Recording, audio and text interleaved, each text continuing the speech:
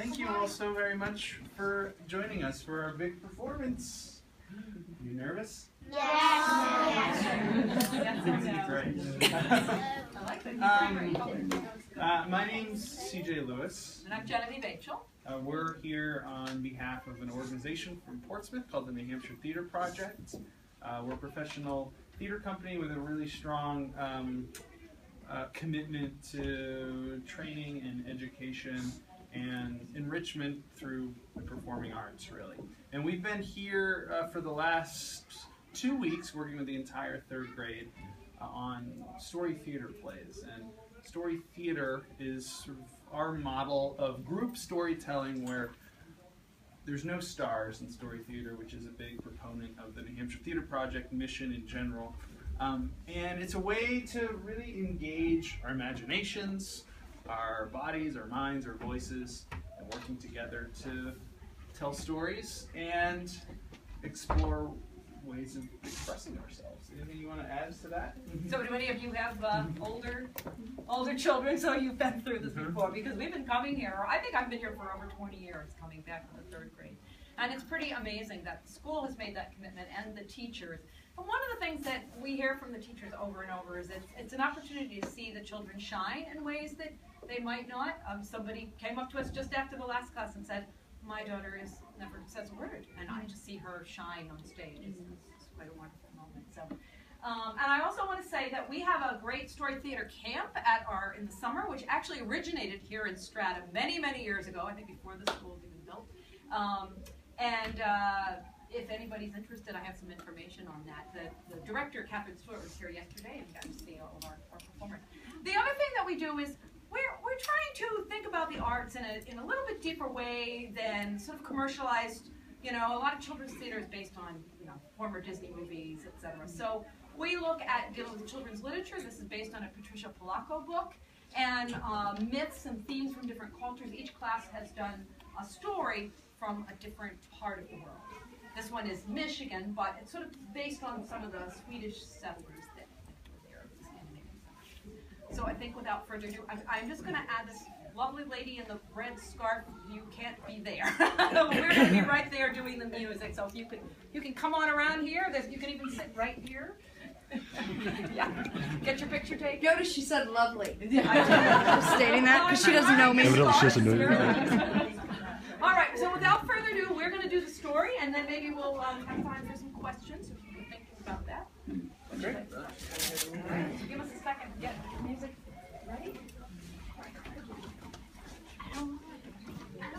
Darian, say hi to Mrs. Lieberg. Have you recording the whole thing? Hi, Mrs. Lieberg. The Bee Tree from the book by Patricia Polacco. There was once a young girl named Mary Ellen who lived in Michigan. She frequently got bored with reading and doing her homework. One day she said to her grandpa, Grandpa, I'm tired of reading. I'd rather be outdoors running and playing. So you don't feel like reading, eh? Feel like running, do you? And I expect this is just the right time to find a bee tree. Grandpa put on his hat and took down an empty jar from the shelf. What's a bee tree, Grandpa? Well, it's where bees make their home. It's where they keep the honey. Sweetest in the land. But we already have honey, Grandpa. But not honey like this. Mary Ellen and her grandpa went outdoors to the garden.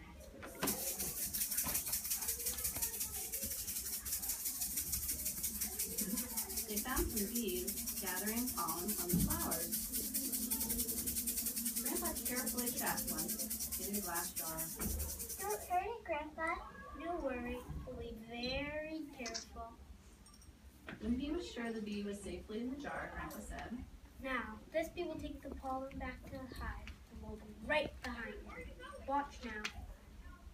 Grandpa slowly loosened the lid of the jar and let the bee escape. It flew straight up and buzzed toward the cornfield. Quick now, run! Grandpa and Mary Ellen began to chase the bee. They ran past Mrs. Godwell coming down the creekway who was walking her baby Sylvester. Where are you all going in such a hurry? Well, find bee tree today. I'm at the next time the girl. May I come too? Of course. So Mrs. Godwell joined Grandpa and Mary Ellen the chase. Davy Sylvester laughed out loud as they bumped and bounced through the cornfield. They crossed the cornfield and then Dietz Junction. Just then, Einar Tundevold came around the bend with his pet goose. Where are y'all going in such a hurry? We're looking for a bee tree. Chasing a bee to its tree, this I would like to do also. Then come along this house. So Einar and his goose joined in a chase.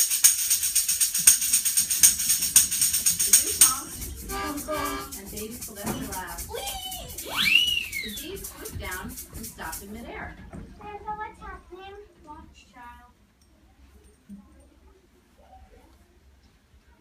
Suddenly, the bee circled past them and headed for the St. Joe River.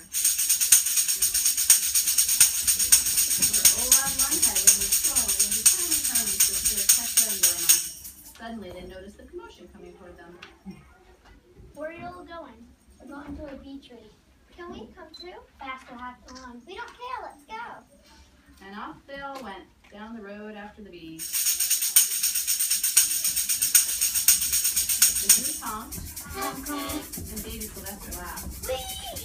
And the hermit sisters giggled. It was so fun. They ran past Klondike Bertha Fitchworth, just back from an expedition in the Yukon. Where are you all going? Olaf said, We're after a bee tree today. After the bee tree. Now, it won't be easy, but we go on an adventure. Join us. so Bertha joined them too, and they all ran as the bee dipped and soared. The goose honked, and Davy Sylvester laughed. And Bertha shrieked. I'll put this in my memoirs. The noisy merry bunch galloped up over Birdtop Fellow Ridge and ran smack dab in the fiduciary long grass herd of goats. The fiduciary was not happy. What? Oh, you're gonna scare me goats. We're after a bee tree. A bee tree found in Phillies. This will be great. Come on, bud. So fiduciary and his goats joined in the chase.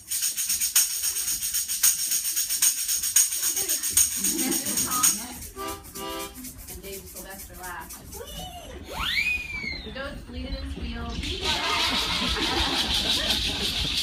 Some traveling musicians looked up just in time to see a thundering stampede of goats, geese, and people coming straight for them.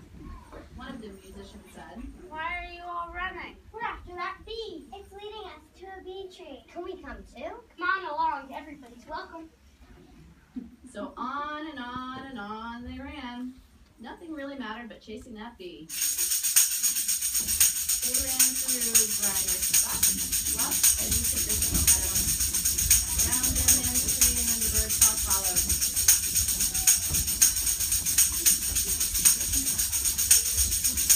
They all stopped to catch their breath just in front of Dunk's Wood.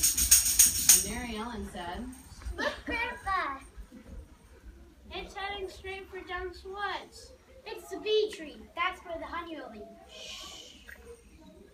everybody crept forward quietly to look at the bee tree. Grandpa whispered, Now, we'll need plenty of smoke. so everyone set about to build a smoke fire from twigs and damp leaves.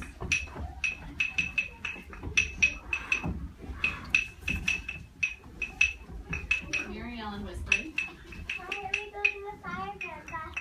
Smoke will make the bees sleepy.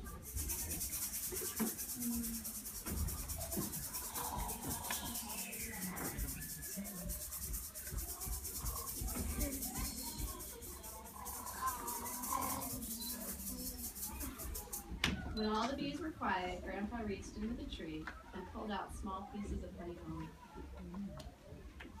Einar said, We'll put the honeycomb where? So Roger has some clean diapers. Put them in these. so they tied the honeycomb into the diapers in neat little bundles. Davy Sylvester laughed. The goose honked, and the goat squealed, and everybody cheered. Yay! Then Grandpa said, Now, let's all come back to the house for baking powder biscuits, tea, and of course, The honey! and so they all came home with Grandpa and Mary Ellen. The musicians played, played and everybody danced, and they all buzzed about the sweet adventure of the day.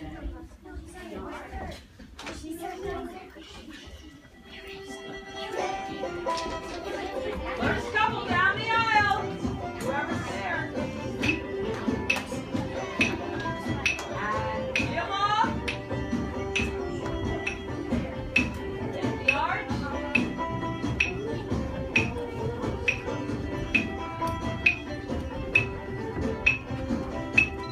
Second couple down the aisle.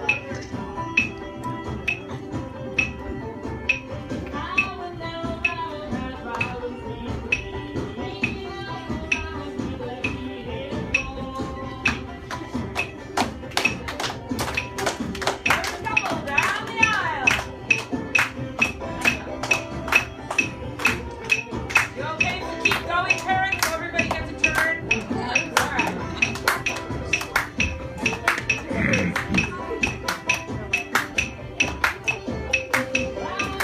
Next couple down the aisle.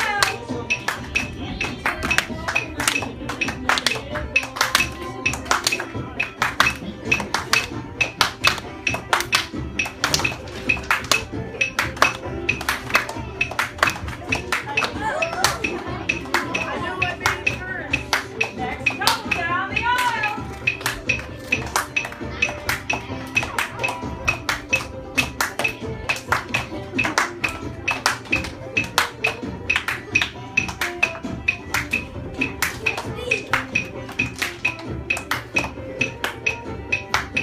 Now, next couple down the aisle.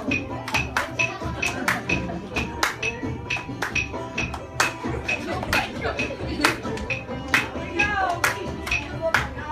Hit the arch, send them home. Deanna's only gonna watch a minute of this. How many we got 3 more to go? All right, well, we'll do them. All right, here we go. Down the aisle. Baby Sylvester and his mom.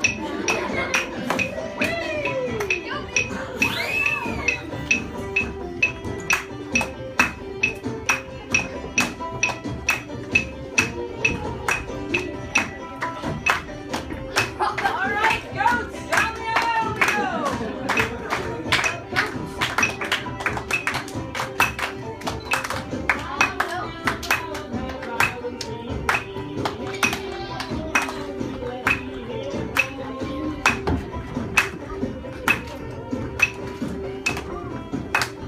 Last couple down the aisle.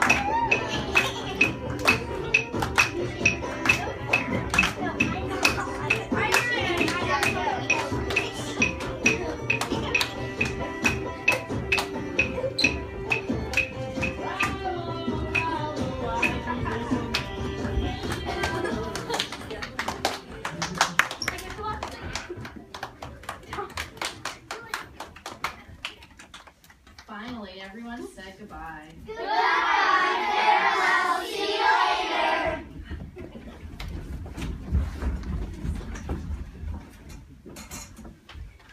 Then Grandpa said to Mary Ellen, Now, go and bring me a plate. I'm going to show you what my father showed him and his father before. he took a spoonful of the honey and put it on the cover of the book. Taste it. Mary Ellen savored the honey on her book. There's such sweetness inside of that book, too. Such things. Adventure, knowledge, wisdom. These things do not come easily. You must pursue them. Just like when we ran after the bee to find their tree. Yes. You must also chase these things through the pages of a book. From that day on, Mary Ellen never again complained about her reading. She found it to be every bit as exciting as a wild chase through the Michigan countryside. And sweet as honey from a bee tree. The end!